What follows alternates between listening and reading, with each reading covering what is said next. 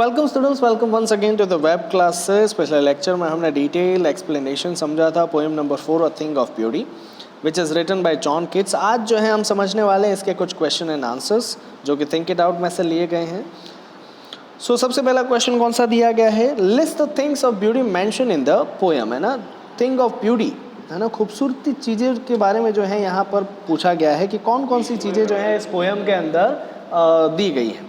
So the sun, the moon, shady trees, beautiful daffodil flowers, streams of water, dense green bushes of forest, ferns where fragrant musk roses grow, tales of heroic men who sacrifice their life, है ना। तो ये सारी चीज़ें हैं जैसे सन, moon, पेड़, कहा जा सके फल फूल, स्ट्रीम्स ऑफ वाटर, झरने हैं, फॉरेस्ट हैं जिसमें से रोजेस के अलग अलग खुशबू आती है, फ्रेगरेंस आती है, और वो सारे हीरोइक मैन जिन्होंने अपनी जान गंवाई है देश के लिए, अपने परिवार के लिए, उनकी जो कहानियाँ हम सुनते हैं, ये सारी चीज़ें क्या है, बहुत ही खूबसूरत है। List the things that cause suffering and pain. तो अब क्या पूछा गया है नेक्स्ट कि वो चीज़ें बताइए जो हमें सफरिंग देती है, तकलीफ़ें और दुख दर्द देती है। यहाँ पर क्या दिया गया है? डिज़ायर टू ऑफेंड अदर्स, है ना, लोगों को नुकसान पहुँचाना जो है हमारे लिए क्या है, एक सफरिंग वाली बात है। होपलेसनेस, अगर हम आशा छोड़ देते हैं, वो भी एक सफरिंग वाली बात है, पेन है। लैक ऑफ नोबल मैन, अच्छे इंसानों की कमी। बैड हेल्थ, अगर हमारा स्वास्थ्य खराब हो तो। अनहैप्पीनेस, दुख। Gloom, sad days. डार्कनेस, अंधेरा, जिसको हम समझते हैं ना, मन के अंदर जो हमारे अंधेरा बस गया है। सो ये सारी चीज़ें कैसी हैं? सो ये सारी चीज़ें सफरिंग एंड पेनफुल है ना। तीसरा क्वेश्चन क्या दिया है? What does the line therefore are we wreathing a flowery band to bind us to the earth suggest to you, है ना। सो यहाँ पर ये जो लाइन दी गई है, इस लाइन का क्या मतलब होता है? So it means that we get attached to the beautiful things around us and wave a pretty band which bind us with our life and it becomes the reason for us to live। कि ये सारी चीज़ें जो हमारे आसपास हैं, ये जितनी ब्यूटीफुल थिंग्स हैं, इन सारी चीज़ों से हम बहुत अटैच हो जाते हैं और जिसकी वजह से हम जो है ज़िंदगी से एक बैंड के तौर पर बंध जाते हैं और हमें एक कारण मिल जाता है ज़िंदगी जीने का, है ना।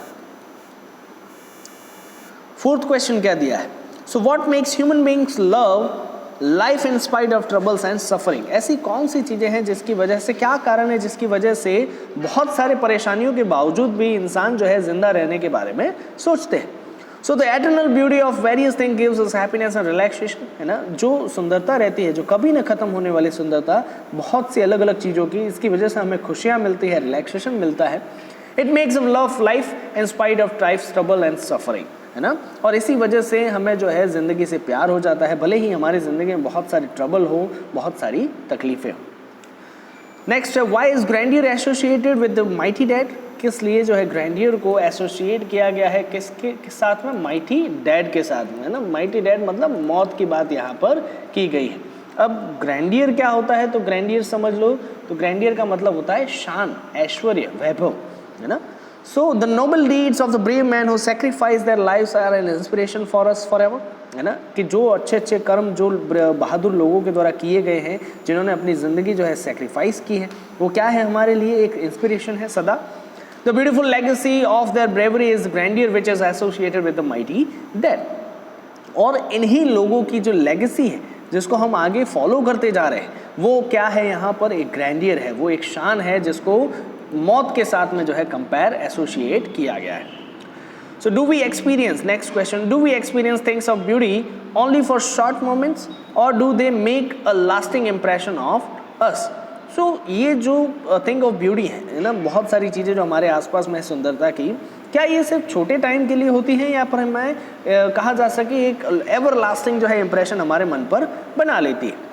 सो according to the poet, thing of beauty is a joy forever, है ना। कि एक कहा जा सके सुंदर चीज़ को देखना जो है हमारे लिए हमेशा का जो है एक सुख हो सकता है। Even if we see it for a few moments, it has a lasting impression on us. भले ही हम उसे जो है कुछ देर के लिए देखते हैं, लेकिन उसका इम्प्रेशन जो है हमारे दिमाग पर हमेशा के लिए रह जाता है। And it's beautiful memory stage with us for ever. और जो ब्यूटीफुल मेमोरी उसकी जो रहती है वो हमेशा हमारे साथ में रहती है। It inspires us to live despite the ruthlessness of life, है ना। और इसी वजह से जो है हमें ज़िंदगी जीने का, कहा जा सके, इंस्पिरेशन मिलता है। भले ही हमारी ज़िंदगी में कहा जा सके रूथलेसनेस रहती है, रूथलेसनेस मतलब निष्ठुरता, बेरहमी जिसको हम कह सकते हैं। नेक्स्ट क्वेश्चन क्या है, what image does the poet use to describe the beautiful bounty of the earth, है ना, कि यहाँ पर जो किस प्रकार का जो है इमेज दिखाया गया है, किसके लिए, सो ब्यूटीफुल बाउंटी, जो इनाम है जो अर्थ का, उसके लिए।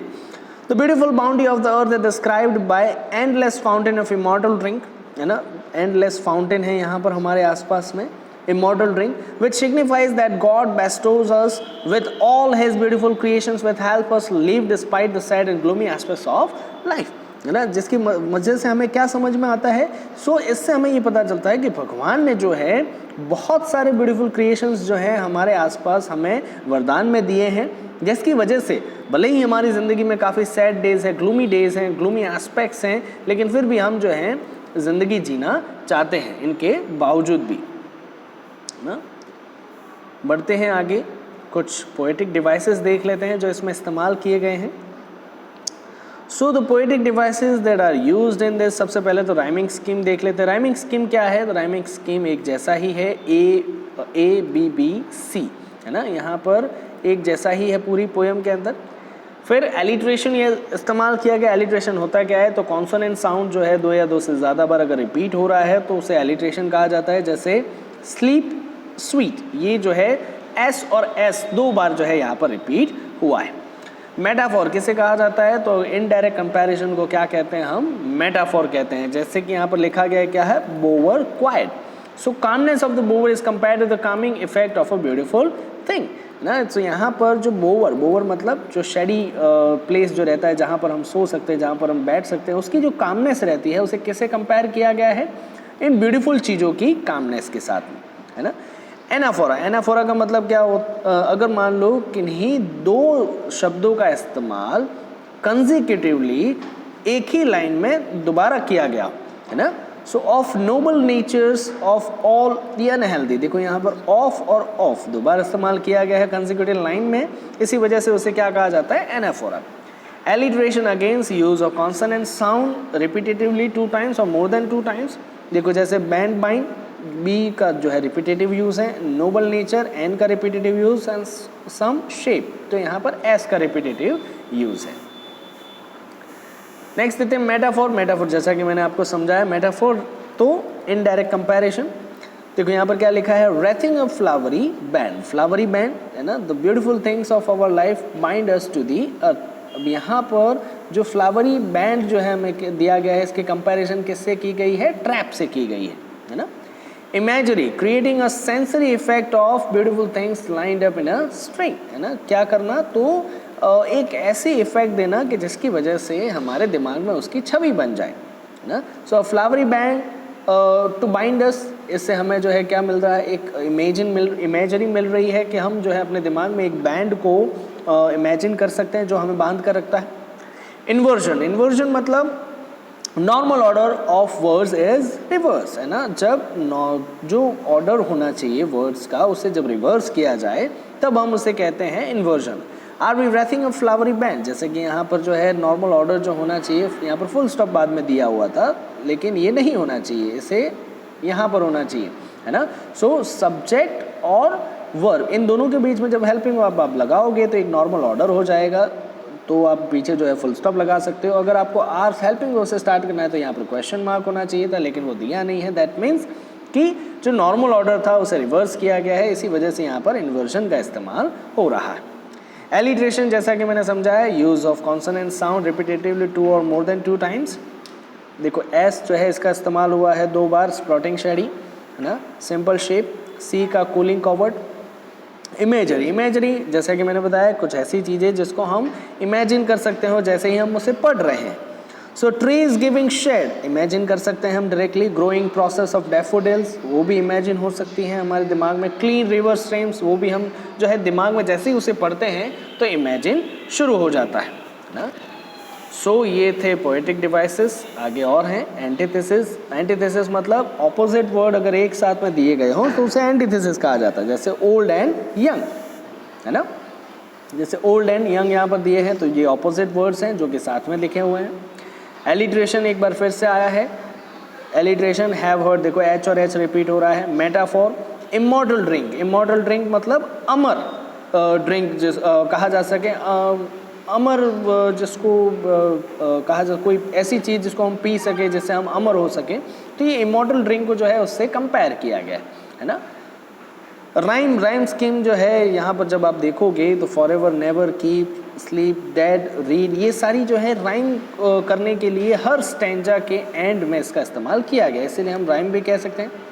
इमेजरी, एक बार फिर से इमेजरी, जैसा कि मैंने आपको समझाया इमेजरी क्या होता है, तो इमेजरी जिससे हम रीड करते करते अगर इमेजिन करना भी शुरू करें तो उसे हम इमेजरी कहते हैं। हाँ, सो आई होप आपको ये समझ में आया होगा।